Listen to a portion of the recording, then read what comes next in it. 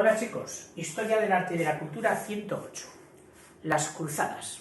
Nos imaginamos ya un guerrero con el yelmo, la cruz en su pecho, espada en mano, etc.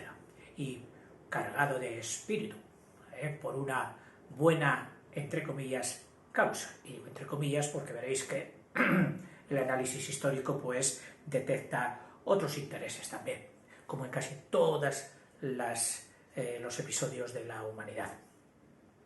Dice sus causas y consecuencias culturales. Dice, aunque la palabra cruzada significa toda guerra hecha contra los que la Iglesia denomina infieles o herejes, defendiendo a la Iglesia, por supuesto, se llaman propiamente cruzadas las expediciones. Es decir, aunque cruzada es toda guerra por motivos religiosos, cuando decimos las cruzadas, es decir, hacemos ya el artículo determinado para determinar unas determinadas cruzadas, estamos refiriéndonos a las expediciones militares realizadas por los cristianos de Europa desde fines del siglo XI a mediados del siglo XIII. Desde fines del siglo XI a mediados del siglo XIII. Fines, mediados del siglo XIII, lo que se llamó la plena Edad Media, ni la alta ni la baja. ¿Y qué intención tenían? Pues para rescatar el Santo Sepulcro y los santos lugares que habían caído en poder de los turcos. La causa fundamental de las cruzadas fue el intenso fervor religioso de los cristianos de la Europa occidental. Luego apuntaremos otras causas. Muchos de ellos deseando expiar sus pecados u obligados también por las penitencias a expiar sus pecados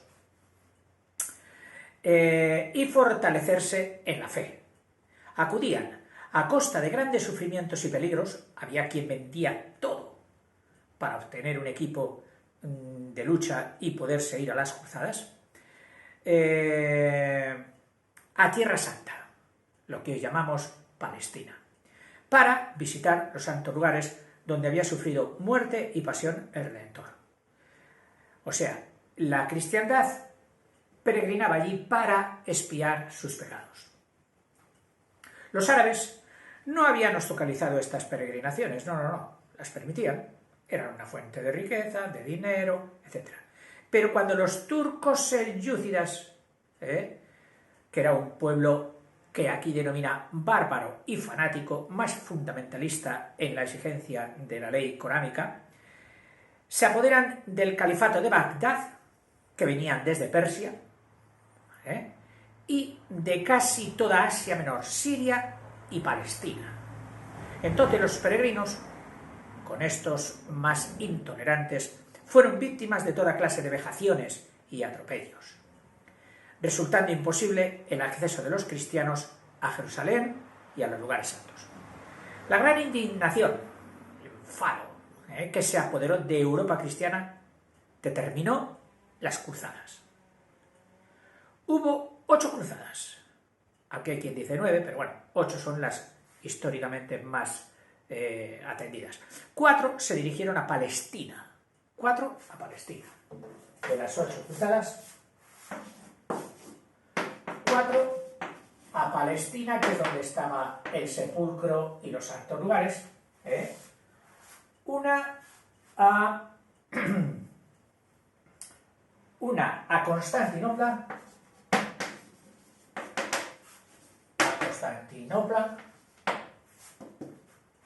Que es la capital de Turquía de hoy.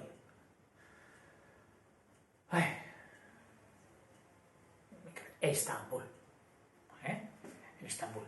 2 a Egipto. 2 a Egipto y otra al norte de África.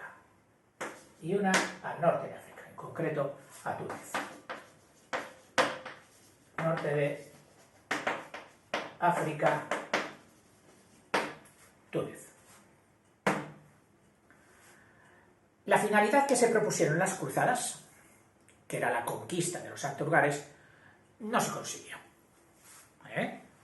Al principio, en la primera, obtuvieron una resonante victoria estaban los árabes desprevenidos, y también apuntan que la causa de los éxitos de las cruzadas, los éxitos militares, estaban propiciados por las desavenencias propias entre los árabes, entre los distintos clanes árabes. Dice, aunque no consiguieron lo que se proponían, pero de ellas derivaron importantes consecuencias en el terreno cultural, social y económico de inmensa trascendencia para la vida de la humanidad.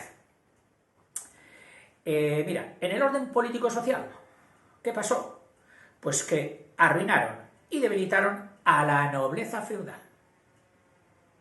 Muchos abandonaban sus feudos para marcharse a las cruzadas.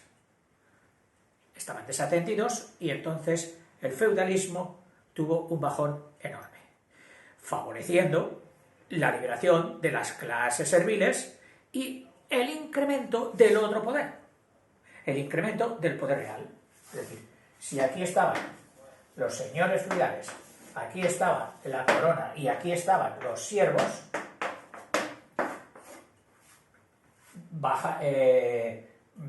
en crisis el poder feudal, ganan unos y gana la monarquía y gana el otro. O sea, ese fue una causa político-social importante de las cruzadas. Desmontó el feudalismo.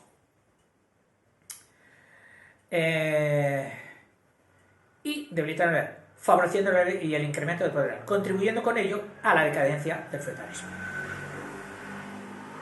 En el orden económico, pues mira, aumentaron el tráfico del Mediterráneo. De hecho, apuntan a que las ciudades-estado del norte de Italia, Venecia, Pisa, y hay más, ahora no me sale ninguna, de las del norte de Italia, que eran estados pequeños pero potentes, y que mantenían el comercio con Oriente, que era por donde llegaban las exquisiteces de telas y perfumes cada vez más ambicionados por las clases pudientes de Europa. Y el hecho de mantener abierto el paso les vino muy bien a los comerciantes. Aumentaron también el tráfico no solo por tierra, sino por mar del Mediterráneo, y por tanto la riqueza. Otra. Favorecieron, siempre hay, no hay mal que por bien no venga, favorecieron el intercambio científico entre Oriente y Occidente.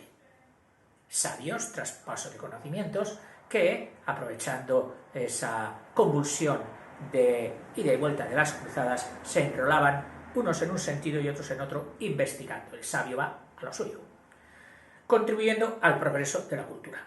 Finalmente despertaron la afición a realizar viajes y descubrimientos. Lo que hemos visto, lo que hemos descubierto, haciendo adelantar los conocimientos geográficos. Esto es un breve resumen de las cruzadas. Por supuesto, si has de estudiarlo con más profundidad, siempre te digo que vayas a las páginas de internet donde hay excelentes resúmenes y críticas objetivas.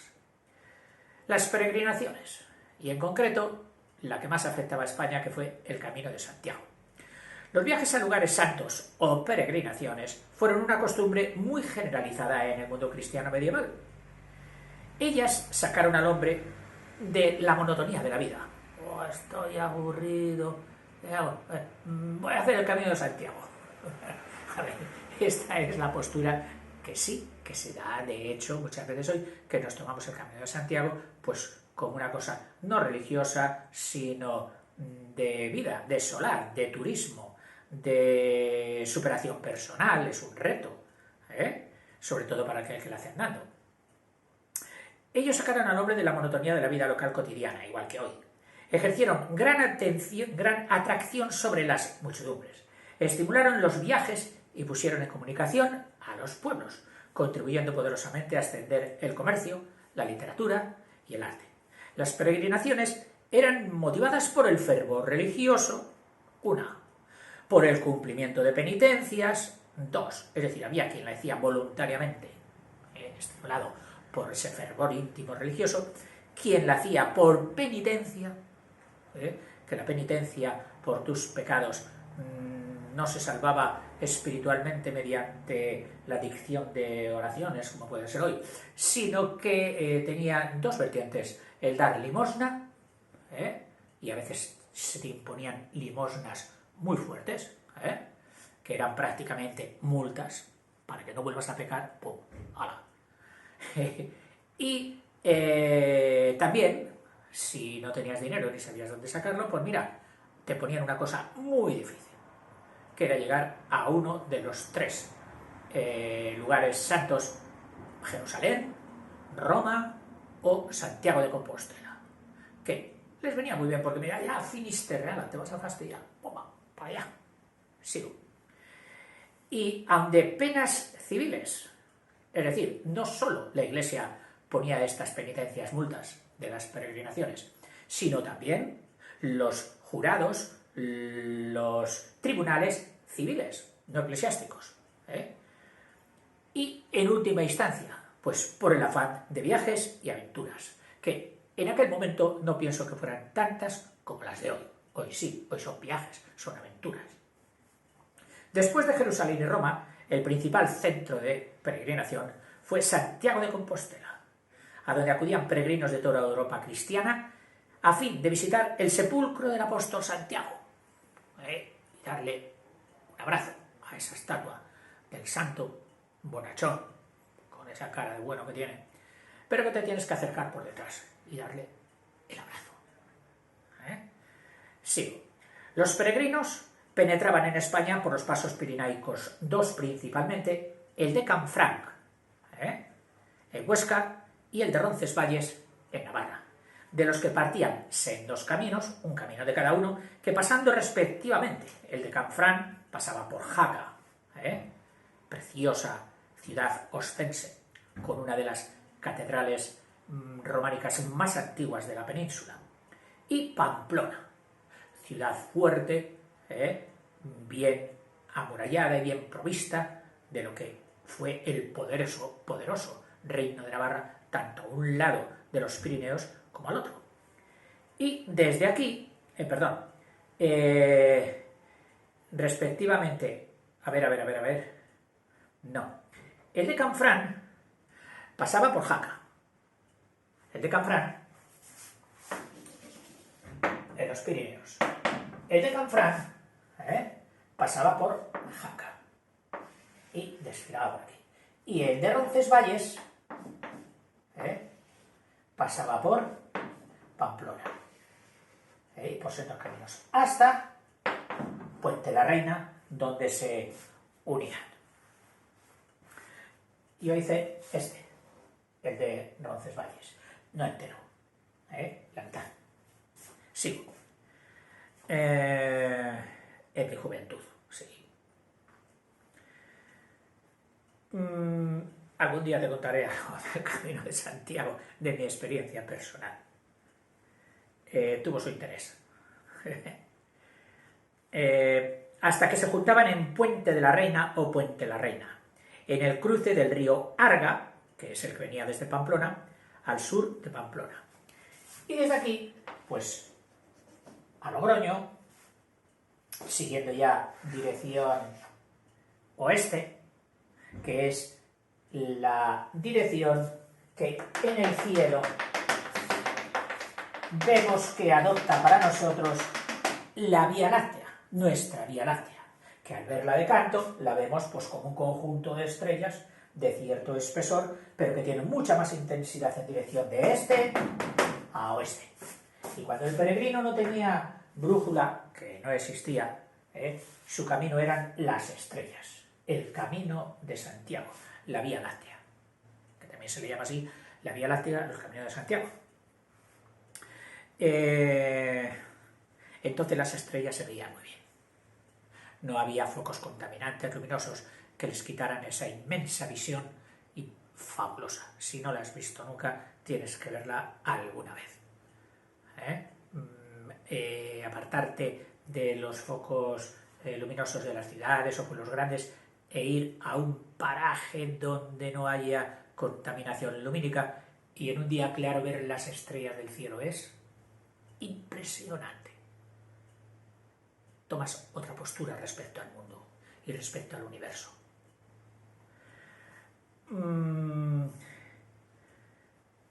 Que pasaban por, y ahora te dice los principales pueblos. Bueno, o ciudades. Logroño, de Logroño a Burgos, pasando por los montes de Oca, de Burgos y pasando por Santo Domingo de la Calzada, y luego, pues, bueno, Belorado y otros muchos pueblos, Burgos, y de Burgos, entonces ya íbamos buscando León, pero atravesando la provincia de Palencia, donde hay pueblos con un espíritu y un sabor santiagueño impresionante. Entre ellos, y no lo digo yo, lo pone aquí, no creas que lo añado yo, Fromista. Oiga, ¿y por qué tendría usted interés en nombrar Fromista? Porque es el pueblo de mi padre. El pueblo de mi padre. Fromista. Que tiene la iglesia de San Martín, que pasa por ser la iglesia románica más completa, más perfecta. No más grande ni más lujosa, no. La iglesia de San Martín sirve para estudiar el románico. De hecho, ha habido libros de las editoriales españolas que han cogido la iglesia esta, la han escaneado, la han dibujado por todos los sitios y la han utilizado para explicar la lección de arte del románico. Dicho sea de paso, no me gustó nada que ni siquiera tuvieran el detalle de decir estamos estudiando la iglesia de San Martín de Fromista. No lo pusieron. Lo consideré grave yo, esa falta de delicadeza. Sigo. Cuando se cita, cuando se coge algo, cuando se aprovecha a uno de otras fuentes, hay que citarlas. Es de justicia. Y no por eso vas a ser menos. Sigo. Bueno, dice Burgos, Fromista. Fromista y Carrión de los Condes, que no lo pone aquí. Bueno, mi padre estaría contento de que pusieran Fromista y no Carrión de los Condes. Luego, entrada ya en la provincia de León, pasaban primero por Sahagún, luego por León, la capital, con esa inmensa y preciosa catedral, una de las más puras del gótico, y Astorga, la capital de la zona leonesa de la Maragatería, que hoy tiene un museo del camino que no es ni más ni menos que el palacio episcopal que mandaron los obispos de Astorga porque era diócesis, además de León, era la diócesis de Astorga independiente de la de León, hoy creo que están asociadas ya. Bueno, pues le mandaron al arquitecto impresionante, famosísimo en España y en el mundo entero, Gaudí, e hizo un palacio para el obispo que, vamos, parecía un palacio de hadas. Decía muy poco con la estoicidad y senequismo que debe, y mesura en el gasto y en los lujos que deben presidir siempre las cuestiones religiosas. Entonces, con buen sentido, no hace mucho, no hace tanto, bueno, no hace tanto, puede ser 40, 50 años, el obispo lo donó para el Museo del Camino de Santiago. Y es un palacio precioso. Bueno, Astorga. Pues de ahí, introduciéndose ya en Galicia, por Ponferrada, y subiendo el puerto de Piedrahíta o Piedrafita, introducirse en Galicia. En Galicia se bifurcaba, pasando un camino por Sarriá y el otro no recuerdo por dónde, bueno, y hasta ahí, hasta llegar hasta Santiago de Compostela, en la provincia de La Coruña, y hoy Santiago de Compostela, capital de la autonomía gallega, con su famosísima universidad y su casco antiguo impresionante, lleno de historias, de recuerdos, ¿cómo se dice? El parador nacional del palacio que era la antigua hospedería, el hospital. hospedería de los peregrinos, ver llegar a los peregrinos de todas las partes del mundo, de todas las culturas, de todas las religiones. El Camino de Santiago ha vuelto a ser un camino cultural por antonomasia, que en estos modernos tiempos lo impulsó un ministro de la dictadura llamado Fraga Iribarne, que creo que merece la pena que lo citemos aquí porque fue el impulsor y resucitador, por así decirlo, de muchas culturas e innovador del gran turismo de masas en España, porque era el ministro de Información y Turismo, que se decía entonces.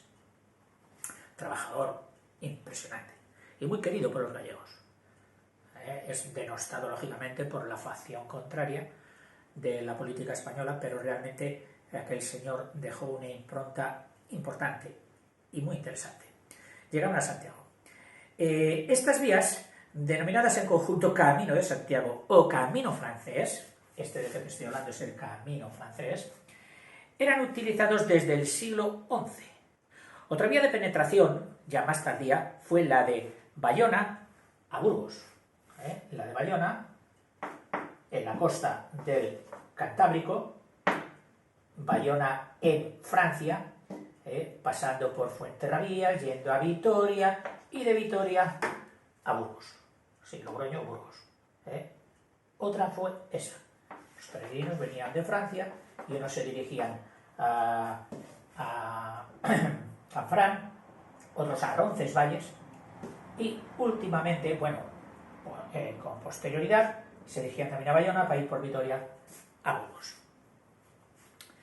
Y hoy también se ha rescatado pues el camino que recorre por todo el Cantábrico, que era muy accidentado.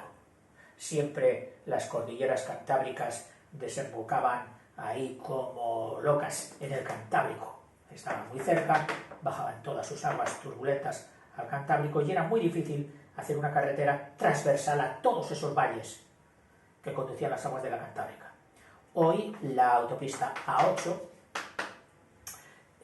las pasa a todas, en una serie interminable de puentes y viaductos que la hacen rápida. Pero todavía el peregrino puede ir recorriendo las poblaciones costeras que evidentemente tienen muchísimo que ver y que vivir. También el Camino de Santiago, de toda la península, que duda cabe, no solo recogía los peregrinos del otro lado de los Pirineos, sino que recogía también a los peregrinos del interior de la península. Entonces, hay caminos menos afamados, pues no sé, que iban de Valencia a Santiago de Barcelona, a Santiago de Portugal, o de Lisboa, o de Oporto, a Santiago de Sevilla, a Santiago de Almería, a Santiago. Y todos estos caminos el Ministerio de Turismo los ha resucitado. Y te puedes encontrar, peregrino, ¿viene haciendo el Camino de Santiago? Claro, tú enseguida vas al francés. No, estoy haciendo el Camino de Santiago por aquí. Luego también aquí se juntó otro camino muy importante, que era el Camino de la Plata.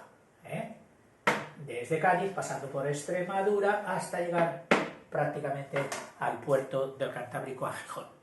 El Camino de la Plata, del que seguramente luego hablaremos con el descubrimiento de América.